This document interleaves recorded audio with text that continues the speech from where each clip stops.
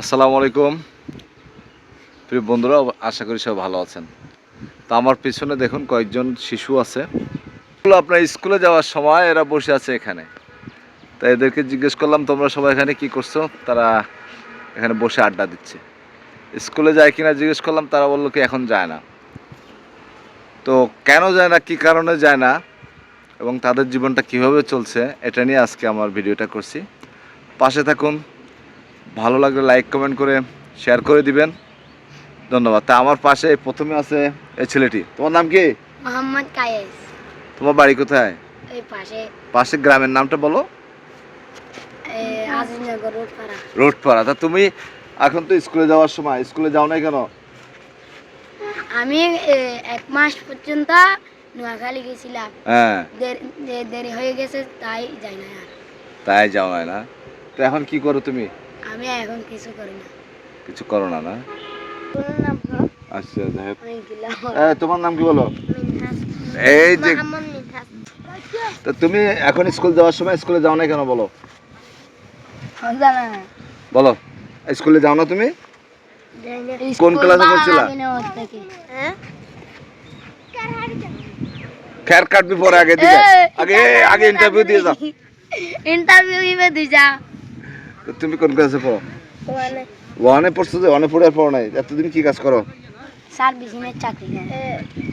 হ্যাঁ, সার্ভিসিং কোথায় কোথায়? সুন্দর করে বলো, কোথায়? এখানে ওইখানে কি কি কলাতলি। কি কি গাড়ি সার্ভিসিং করো বলো? কার গাড়ি, হ্যাঁ।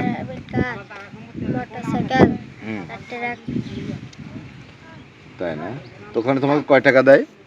200 টাকা, 100 টাকা দেয়। দৈনিক? 200 টাকা, 100 টাকা, 300 টাকা। আচ্ছা, তোমার বাবা কি করে? পানাবড় করে। মন চায় স্কুলে যাওয়ার জন্য? তোমার মন চায়? মন চায় না?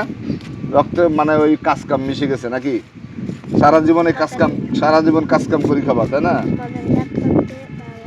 মাদ্রাসায় পড়তে ভালো লাগে না? প্রিয় দর্শক, এখন দেখুন এই বাদরের মতো একটা ছেলে গাছে উঠে গেছে। দেখুন এই ছেলে, এদিকে আসো, নামো নামো নামো, আমি পড়ে যাবো। তোমাকে তোমাকে ধরার জন্য তো আমি পড়ে যাবো, দেখা যাচ্ছে। তুমি তুমি স্কুল ফাঁকি দিয়ে স্কুলে না গিয়ে, এখন মাদ্রাসায় না গিয়ে তুমি এখন এখানে বসে আছো গাছের উপরে। হ্যাঁ, তুমি তো বন্ধুরা, আসলে আমরা যেসব পাঠ্যপুস্তকে বলি যে ঝরে পড়া শিশু, এরাই হলো ঝরে পড়া শিশু। এরা স্কুলে কিছু দূর পড়ে, মক্তবে কিছু দূর পড়ে, পারিবারিক সমস্যার কারণে দেখা যাচ্ছে স্কুল কল মাদ্রাসা বাড়ির পাশে না থাকার কারণে অকালে ঝরে গেছে।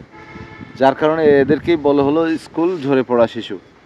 তো এদের প্রতি অবশ্যই সবার সুনজর রাখতে হবে, সবাইকে খেয়াল রাখতে হবে, প্রতিটি পরিবারকে দৃষ্টি রাখতে হবে তাদের সন্তানগুলো যেন ঝরে না পড়ে, বকে না যায়, আড্ডাবাজ না হয়, খারাপ না হয়।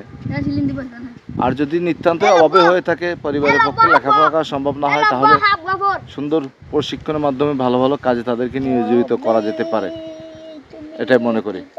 তো অবশ্যই বন্ধুরা, যারা ভিডিওটি দেখছেন অবশ্যই ভালো লাগলে লাইক কমেন্ট আর শেয়ার করে পাশে থাকবেন। সবাইকে অসংখ্য ধন্যবাদ।